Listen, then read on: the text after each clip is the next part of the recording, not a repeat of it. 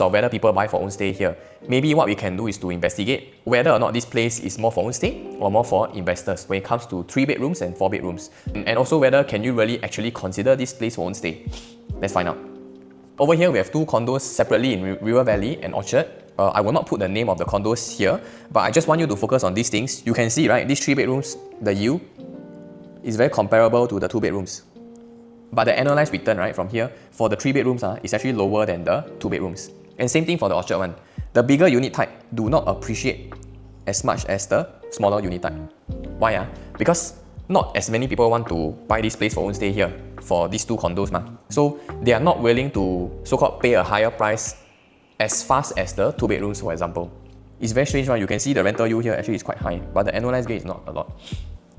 So definitely, therefore from here you can actually see how do the investment units behave when it comes to selling off to the next buyer.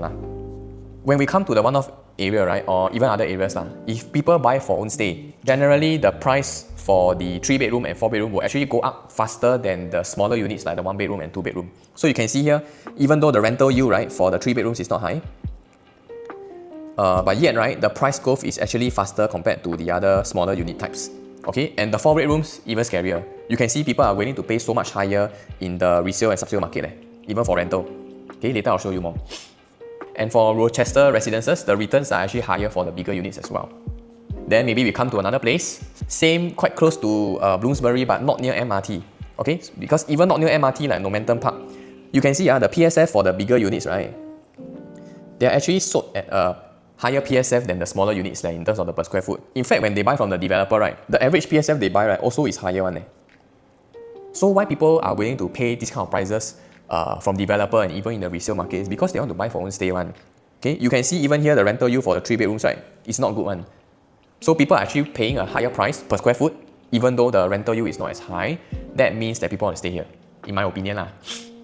And why do people stay in a place without MRT? Or rather, what do people look out for in places where there's no MRT nearby? Because a lot of times, we are so focused on MRT that we actually overlook other factors. And for own stay, maybe you need the MRT, but there are also people who don't mind taking the bus because the bus stop can be just very near the house. Okay, so for them, maybe they don't need to sweat. Maybe they walk 3 minutes to the bus stop compared to walking 10 minutes to the MRT. They will choose the bus stop. Okay, and some of them, they actually drive. So the location of this place itself, right, is more important than the bus stop or the MRT. In fact, actually staying near MRT can be quite a noisy place because there's always a lot of people traveling in and out of the area. Okay, so what are the other factors that we want to consider if the place is not near MRT? Okay, things like development